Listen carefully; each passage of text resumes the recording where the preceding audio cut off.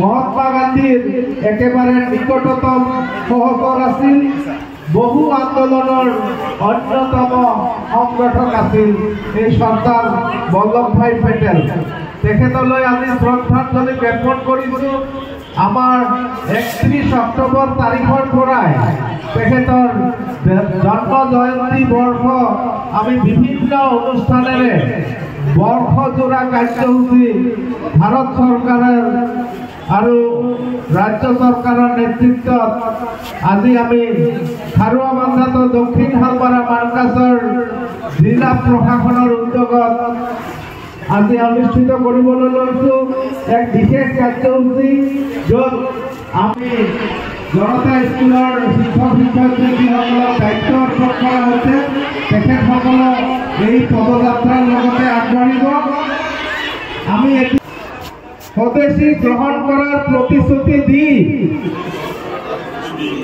মোৰ সামৰ্থ্য অনুসৰি ভাৰতত নিৰ্মিত সামগ্ৰী মোৰ দৈনন্দিন জীৱনত ব্যৱহাৰ কৰাৰ সংকল্প আত্মনিৰ্ভৰ ভাৰত গঢ়ি তোলাৰ দিশত অৰিহণা যোগোৱাৰ লগতে আনক একে কাম কৰিবলৈ অনুপ্ৰাণিত কৰাৰ প্ৰতিশ্ৰুতি দিছোঁ ধন্যবাদ। হয়, আজি আমাৰ এই চৰ্দাৰ বল্লভভাই পেটেলৰ যি 150 বছৰীয়া জন্মবাৰ্ষিকী তাৰ লগত সংগতি ৰাখি আমি একতা পদযাত্ৰা আমি আৰম্ভ কৰিছোঁ। এই পদযাত্ৰা আমাৰ জনতা হায়াৰ ছেকেণ্ডেৰী স্কুল খেলপথাৰৰ পৰা আৰম্ভ হ'ব আৰু হাটশিঙিমাৰী কলেজ খেলপথাৰত আমাৰ শেষ হ'ব। জিলা প্ৰশাসনৰ পৰা লগতে পুলিচ প্ৰশাসনৰ পৰা NCC NSS ষ্টুডেণ্ট আৰু খেলো ইণ্ডিয়া আৰু বিভিন্ন বিদ্যালয়ৰ ষ্টুডেণ্ট তথা ছিনিয়ৰ চিটিজেনৰ সৈতে প্ৰায় 400 শতাধিক মানুহে আমাৰ এই অনুষ্ঠানত অংশগ্ৰহণ কৰিছে।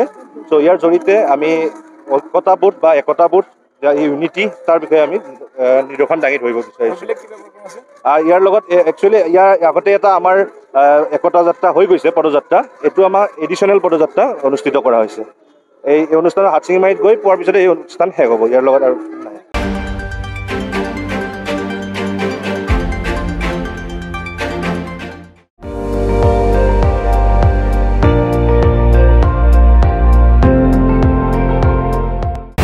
আপুনি চাই আছে ND24 সৰ্বশ্ৰেষ্ঠ নহয় সৰ্বোত্তমৰ দৌৰ।